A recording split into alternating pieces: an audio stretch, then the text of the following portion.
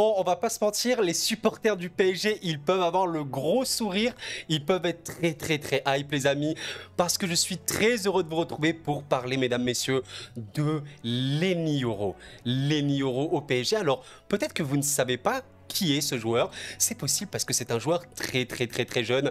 Mais les amis, c'est tombé aujourd'hui. Leny Yoro irait au PSG. Voilà, c'est tombé avec La Voix du Nord. On sait que c'est une source très fiable concernant le LOSC. Voilà, beaucoup d'autres sources ont confirmé. Sportzone également très fiable. Santi également. On a même eu là très récemment, à l'heure où je parle, TR Football, un compte extrêmement fiable concernant le PSG et entre autres, qui dit que Bradley Barcola a également échangé avec Leny Yoro pour aller au PSG. On parlerait même, d'après Fabrice Hawkins, d'un montage financier qui permettrait de faire un prêt avec option d'achat obligatoire. Bref les amis, partez du principe que Yoro au PSG, c'est extrêmement chaud. Alors dans cette vidéo, ça va être très simple. Pour ceux qui ne connaissent pas Leny Yoro, ou même ceux qui le connaissent, on va quand même parler du joueur en tant que tel. Qui est-il déjà? Qui est-il? D'où il vient? On va voir quand même qu'il est vraiment très jeune, mais pourquoi est-ce qu'il est autant courtisé? Pourquoi est-ce qu'il a une cote qui ne cesse d'augmenter? Qu'est-ce qu'il fait de bien? Qu'est-ce qu'il fait concrètement dans sa vie? C'est quoi son poste? Ensuite, on va quand même parler du plus important, ses qualités, ses faiblesses, ses défauts. Qui est le joueur? Quel est son profil? Et enfin, on va quand même voir, est-ce qu'il peut s'intégrer au PSG? Parce que certes, tu peux être un très bon joueur, mais est-ce que tu es bien dans le PSG Luis Enrique? Et à la fin, je vous donnerai mon avis sur une recrue qui s'annonce quand même être assez folle. Les amis, installez-vous bien et on est parti. Alors notre cher Leny Yoro, qui est-il? Nous voyons que c'est du coup un défenseur central d'1m90, ok? Donc c'est un défenseur, on voit que le PSG s'intéresse à la défense. 1m90 c'est plutôt grand, en vrai, c'est vraiment grand, c'est vraiment bien.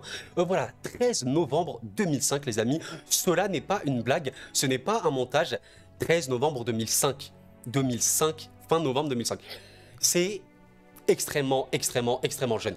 On voit qu'il est né donc à Saint-Maurice, il me semble que c'est vers l'Île-de-France, je suis pas sûr de ça. Donc il est franco-ivoirien et on voit quand même que c'est un titulaire indiscutable avec le LOSC parce que oui, j'ai oublié de le dire, mais il joue au LOSC hein, évidemment. Et on voit que, regardez sa valeur marchande, il y a un truc assez fou, elle ne cesse de croître. À l'heure où je parle, elle est en train de croître et ce qui est dingue, c'est que regardez la cote qu'il avait le 19 septembre 2022. 500 000 € à 16 ans, 500 000 € et un an plus tard, on est à 25 millions. Et quand vous voyez rien que par rapport à la fin de la saison dernière où il était à 10 millions, il a déjà pris plus de 15 millions dans sa valeur marchande et il ne cesse de croître. Donc on voit déjà quand même que, waouh, ok, donc il doit avoir un truc ce mec là pour que ça monte comme ça, il doit y se passer quelque chose, c'est pas possible. Voilà, alors on voit quand même que il est joueur en France U21, donc encore chez les très jeunes, et on voit aussi qu'il a joué vraiment très peu de matchs. Regardez, 40 matchs en sélection, donc ça vous pouvez le garder en tête, en sélection en club avec le LOSC, 40 matchs, donc on peut se dire bon, ok, un joueur qui est coté, qui commence vraiment à se montrer un petit peu, qui est très jeune, 40 matchs, c'est quand même vraiment bien, sachant qu'il vient de faire 18 ans. Ok, maintenant on va quand même s'intéresser au profil, c'est quand même le plus important. Qu'est-ce qu'il fait? Qu'est-ce qu'il fait ce cher Leny? Et comme d'habitude, quand je parle d'un profil d'un joueur, je ne peux pas montrer trop d'images parce que vous savez, les droits d'auteur sont ultra vénères sur YouTube. Mais je vais me servir comme d'habitude d'un compte extrêmement bon. Je vous invite tout le temps à le follow parce que c'est honnêtement un des meilleurs comptes Twitter. Si vous aimez le football, vous aimez les statistiques détaillées, avancées pour comprendre le profil, Data Football, c'est vraiment un des meilleurs comptes. Donc je vous invite vraiment, big up à toi si tu passes par là mon gars. Et voilà, je vais vous montrer un petit peu le profil statistique détaillé du joueur. On voit que ça date de novembre, donc c'est vraiment très récent. On peut dire que c'est totalement fiable. Et on voit déjà pas mal de choses. On voit beaucoup de bleu, on voit un peu du rouge. Alors, juste pour comprendre quelque chose, quand vous voyez par exemple performance en duel 98, ça veut dire qu'il est meilleur que 98% des joueurs à son poste. Donc c'est exceptionnel. On considère qu'à partir de 80, c'est quand même très bon. Alors 98, c'est indécent. Donc comme vous pouvez le voir, on est sur un joueur qui a deux qualités certaines qui peuvent totalement convenir au jeu du Paris Saint-Germain.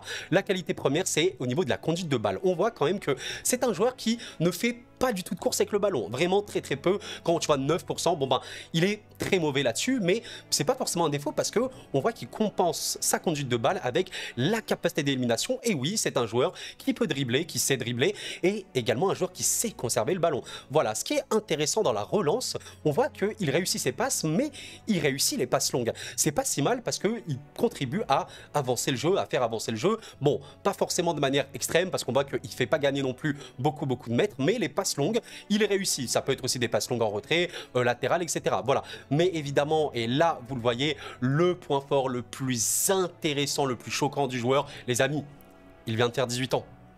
Il vient de faire 18 ans. J'insiste là-dessus. Ce n'est pas un joueur qui a 30 ans. Il a 18 ans. vous voyez que les duels, c'est absolument indécent. On parle d'un joueur qui a 17 ans à l'heure où était fait ce graphique, aujourd'hui 18 ans, et littéralement un des meilleurs d'Europe aux performances, aux duels. Les duels, c'est les duels au sol, et le jeu aérien, c'est évidemment les duels aériens. On voit qu'il est à 98 centiles et à 87 centiles. Bah, c'est très clair, les amis. C'est le meilleur au monde, littéralement, parce qu'il y a des joueurs qui peuvent être exceptionnellement bons en duel au sol, mais beaucoup moins aérien. À l'inverse, très très fort aérien et moins au sol. Et ben lui est exceptionnellement bon dans les deux. C'est assez incroyable. Il y a une petite nuance à faire quand même, les amis. On voit que son volume défensif n'est pas non plus exceptionnel, hein. On est à 46, on va arrondir à 50. 50, c'est la moyenne totale, hein. C'est-à-dire que, bon, c'est pas le joueur qui fait le plus d'actions défensives. Par contre, il réussit ses actions défensives. Donc on peut vraiment voir ça comme, ok, pas forcément une quantité de duels exceptionnellement élevée. Par contre, les duels qu'il fait, bah dans la plupart des cas, en fait, il les gagne. Rappelez-vous du LOSC PSG. À un moment, Yoro, enfin, il fait un très très très gros match, et même Mbappé n'arrivait pas à le passer. Parce que les duels que fait ce mec, c'est assez exceptionnel. Voilà, donc c'est vraiment vraiment très important. Alors on peut voir quand même que parmi les défauts, éviter les erreurs, bon, il sait pas trop faire ça, il fait beaucoup d'erreurs. J'ai envie de te dire, encore heureux pour quelqu'un de son âge. On voit quand même qu'il prend des cartons, allez, c'est moins pire que éviter les erreurs, mais il en prend quand même. Par contre, voilà, il peut éviter des fautes assez, on va dire des fautes, elle est assez importante, etc. Et c'est pas si mal. Donc, quand tu vois ça, tu te dis, bon, waouh, c'est vraiment incroyable. D'ailleurs, je vais vous montrer un truc qui est assez drôle. Regardez ce que DataFoot dit. Il n'y a que 2 défenseurs centraux cette saison qui sont à la fois top 10 en taux de réussite des duels défensifs au sol, du coup, et top 10 en taux de réussite des duels aériens. Il s'agit de Virgil van Dijk et de Lenny Yoro. Littéralement, je ne sais pas si on se rend compte, parmi les top 5 européens, c'est hallucinant, les amis. Ça indique vraiment le niveau du gars. Encore une fois, il vient de faire 18 ans. J'ai envie de vous montrer également ce très bon tableau statistique de DataFoot, encore une fois, des duels défensifs des centraux en Ligue 1 cette saison. Alors voilà, je ne sais pas si vous voyez bien, normalement vous voyez bien, on remarque quand même quelque chose, c'est que Yoro est tout en haut. Donc comment lire ce tableau? C'est très simple, plus vous êtes haut, plus vous êtes efficace. Bah, on voit que Yoro est littéralement le plus haut, il est extrêmement haut par rapport aux autres, voilà, et ça indique quand même le truc. Et quand tu es tout à droite, c'est que tu fais beaucoup de duels. Donc on voit que, encore une fois, on l'a vu tout à l'heure, c'est pas le mec qui fait le plus de duels, mais extrêmement efficace. Et voilà, c'est l'efficacité de quelqu'un qui sait remporter des duels. On voit évidemment qu'il a le pourcentage de duels remportés le plus élevé. Et j'ai envie également de compléter ça avec ce tableau. C'est à peu près le même tableau, sauf que ça concerne les U23, donc les joueurs qui ont moins de 23 ans. Et encore une fois, regardez là, il montre les duels aériens et les duels au sol.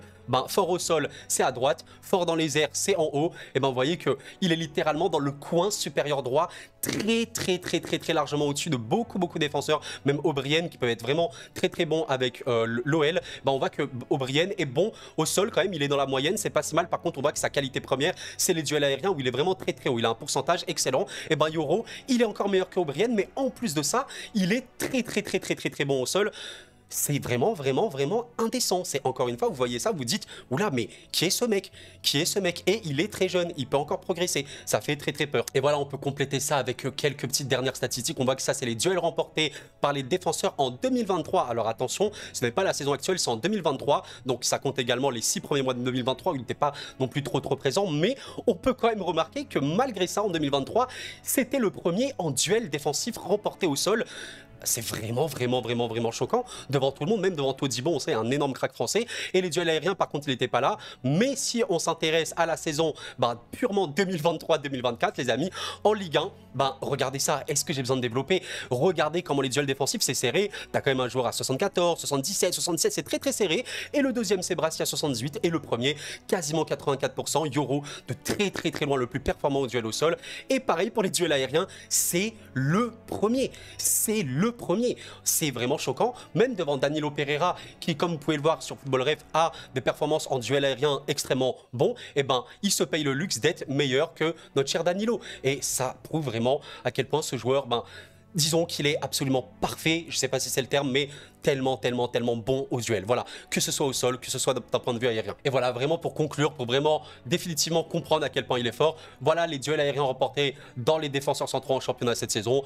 Et voilà, encore une fois, vous avez Danilo Pereira qui est ici à 75%, donc c'est énorme. Et vous avez Yoro qui est juste derrière Witsel de l'Atlético Madrid avec 2,4 duels aériens joués par match. Bon, évidemment, c'est beaucoup moins par exemple que Van Dijk, mais qui est une référence absolue dans le domaine aérien, mais on voit qu'il a un ratio absolument indécent. Bref, les Les amis, vous avez compris quel est Yoro. C'est vraiment, vraiment hallucinant. Honnêtement, c'est hallucinant. Partez du principe qu'un joueur aussi jeune a forcément des points négatifs. Et on a vu que, voilà, le point négatif le plus important, c'est qu'il fait pas mal d'erreurs quand même, encore heureux, et que, voilà, il n'a pas non plus, allez, une conduite de balle première, top tier, etc. Mais ça, tu peux totalement le travailler à l'entraînement. Évidemment, c'est totalement logique. On peut également dire que, ok, il a des statistiques en défense au sol, duel au sol et duel aérien monstrueuses, mais il fait pas non plus le plus de duels. Mais il en fait quand même, hein. Je suis désolé, mais quand tu as 50 centiles, tu en fais. Vraiment, tu en fais. Sinon, c'est pas pertinent. Évidemment, si tu fais 1% de duel dans ta vie, bon, ok, c'est pas forcément pertinent, mais 50, c'est vraiment beaucoup. Et peut-être qu'il aura plus d'engagement, il corrigera ses erreurs et il sera encore plus fort. Et ça, les gars, ça prouve vraiment la qualité de joueur. 18 ans. 18 ans. Maintenant, on va quand même regarder, pour conclure cette vidéo, ben, est-ce qu'il pourrait être bien dans ce PSG là? On voit que le PSG a un chantier important en défense centrale. On voit que voilà, Marquinhos, Skriniar, Kimpembe, Beraldo et Pereira Danilo sont à peu près les défenseurs centraux du PSG. Allez, on peut quand même compter notre cher Lucas Hernandez qui est catégorisé comme latéral, mais on sait qu'il peut totalement jouer en tant que défenseur centraux. Et en fait, la vérité, c'est que aujourd'hui, le chantier du PSG en défense, il est sur plusieurs aspects. On va pas se mentir. Alors, Beraldo a été acheté, qui aura sûrement un rôle, mais voilà, je pense que la prise de Yoro, c'est vraiment pour se dire que on a forcément un après, potentiellement Skriniar qui devrait pas trop durer au PSG, parce que vous savez, Skriniar est un joueur comme très neutre, très, allez, on va dire mou, je sais pas comment le développer précisément, mais voilà, c'est vrai que quand on va sur Football Rêve, bon, il y a que 2000 minutes, donc c'est pas forcément très pertinent, mais la pression visuelle également sur le terrain de Skriniar n'est pas très bonne. On voit que c'est un joueur très très neutre, ok, réussi. C'est le meilleur limite défenseur au monde par rapport aux passes réussies, mais bon, je veux dire, il prend pas beaucoup de risques. Il fait vraiment peu de duels également. C'est compliqué, on voit que voilà, ses duels remportés, même aériens, il est très très grand Skriniar, ben, c'est vraiment mauvais. Et voilà, je pense que Yoro aura totalement son rôle à jouer. Je ne sais pas s'il sera littéralement directement titulaire, mais force est de constater, c'est que il sera là pour une raison, un peu comme Barcola. Et c'est là où je vais faire un petit peu ma conclusion, les amis. Est-ce que Yoro est une bonne idée pour le PSG? Bien évidemment. On se plaint souvent, à juste titre, que les pépites de Ligue 1 s'en vont ailleurs. Et il y a des pépites de Ligue 1, mais depuis tellement de temps, j'ai même pas besoin de remonter à il y a 20 ans, il y a 15 ans. Il y en a tellement qui partent à l'étranger et après on se plaint. Et honnêtement, là, Yoro, le PSG ne le prend pas. Il ira en première ligue, comme d'habitude, je sais pas, à Liverpool pour l'après Van Dijk ou à City ou je sais pas quoi, et basta. Et après on dira, ah mais le PSG, vous abusez, les pépites elles sont en Ligue 1. Donc il faut se réjouir de ça. Il faut se réjouir de ça. J'avais évoqué Barcola. J'ai envie de faire un petit peu le parallèle entre Barcola et Yoro. Beaucoup ont dit que Barcola n'aurait pas son rôle à jouer au PSG. Et je trouve que c'était quand même une erreur de dire ça parce que c'est un joueur très particulier avec un profil assez atypique qui peut vraiment dépanner et qui est aussi très bon défensivement. Le volume défensif de Barcola est monstrueux. Et il est très jeune. Et voilà, c'est à peu près la même chose pour Yoro. Il est certes très jeune, mais s'il est taulier, j'insiste, c'est pas aller à un joueur qui perce ou quoi à Lille, non, c'est un taulier au LOSC, c'est un taulier. Il est dans les 4-5 joueurs les plus importants du LOSC cette saison. Quand tu vois ça à cet âge-là, un peu comme Warren Zaïre-Emery qui est un taulier au PSG, ça veut dire quelque chose. Là, dans ta tête, tu dois te dire, ok, tu as des joueurs très jeunes qui ont des qualités exceptionnelles. Ok, bon, vraiment compte sur eux. Et c'est un petit peu ça. Les Yoro, c'est un petit peu ça. Donc, évidemment, c'est une très bonne nouvelle. Je ne sais pas s'il aura instantanément du temps de jeu, mais Skriniar est blessé. Kimpembe n'est pas là. Danilo, il est performant quand même, mais il peut servir un petit peu, allez, de couteau suisse, comme ça, de temps en temps. En plus, il est quand même un petit peu âgé maintenant, il vieillit. Marquinhos, il est là, bon, c'est techniquement le capitaine. On voit que ça va, il va quand même mieux que depuis deux saisons. Et tu as toujours cette question de Lucas Hernandez, bon, à droite, à gauche. Donc, en vrai, tu réfléchis, tu dis, ben, en fait, ton poste de défenseur central, il n'est pas tout à fait clair ni fixe. Donc, Yoro, il a tout intérêt en fait à venir. Parce que la carte à jouer, il peut l'avoir très rapidement. Il fait des premiers matchs en Ligue 1. Le coach, il est en mode, ah ouais, mais en fait, le mec, ok, à Lille, on le voyait, mais là, je suis très heureux d'avoir dans mon équipe. Mais qui te dit que Luis Enrique va pas tomber sur son charme et le faire jouer? Un peu comme Barcola au PSG. Il est très satisfait, Luis Enrique, de Barcola au PSG. De par ce qu'il montre à l'entraînement, de par ce qu'il montre dans les matchs, son profil, etc. Mais pourquoi ça pourrait pas être la même chose pour Yoro? Et ce serait assez exceptionnel. Franchement, ce serait très beau et c'est totalement possible. Les amis, j'espère vraiment que vous avez apprécié la vidéo. Pour me soutenir, pensez à liker avant de partir, ça m'aide et ça me fait grandement plaisir. Merci beaucoup, vraiment, du fond du cœur. Et abonnez-vous. Abonnez-vous, on est là, tranquille, on parle de football avec passion. Mais voilà, vraiment, c'est vrai que dans ce mercato, il y a beaucoup de mouvements, beaucoup de choses hypantes qui sont arrivées. En France, il y a eu quand même un mercato très intéressant. Je trouve que le mercato de l'OL, il est monstrueux. Voilà, et il y a encore des choses. Et là, le PSG, quand tu fais Yoro, je considère que c'est vraiment une top recrue. Peut-être qu'on se rend pas compte maintenant. peut-être comme ça qu'on se rend pas compte, mais croyez-moi, si le joueur reste sérieux, bien focus dans la tête, bien entouré, et qui continue de travailler pour progresser, notamment ses points faibles, on a potentiellement une référence mondiale d'ici quelques années. Voilà, littéralement, enfin d'ici quelques années. Le football aujourd'hui va tellement vite, les amis. Warren Zaïre-Emery, il a 17 ans, il est peut-être déjà considéré comme une référence déjà absolue à son poste, il est coté à 60 millions, enfin, vous voyez ce que je veux dire. Et honnêtement, Yoro poursuit totalement cette direction. On pourrait avoir, allez, d'ici 2-3 ans, un Lenny Yoro coté à 100 millions, transfert market, c'est pas une vanne. C'est le potentiel du joueur. Je sais qu'on peut toujours se plaindre de « Allez, on n'a pas des joueurs totalement confirmés, il faudrait recruter du confirmé, mais c'est compliqué. » Et un joueur confirmé, par exemple, comme Skriniar, fondamentalement, ben, il n'est pas vraiment meilleur que Yoro. Aujourd'hui, Yoro est bien meilleur que Skriniar, alors qu'il est beaucoup plus jeune. C'est le football, les amis. Bref, merci d'avoir suivi la vidéo, les amis. Pensez au like, à l'abonnement si ce n'est pas fait. C'était Koro, et la paix sur vous.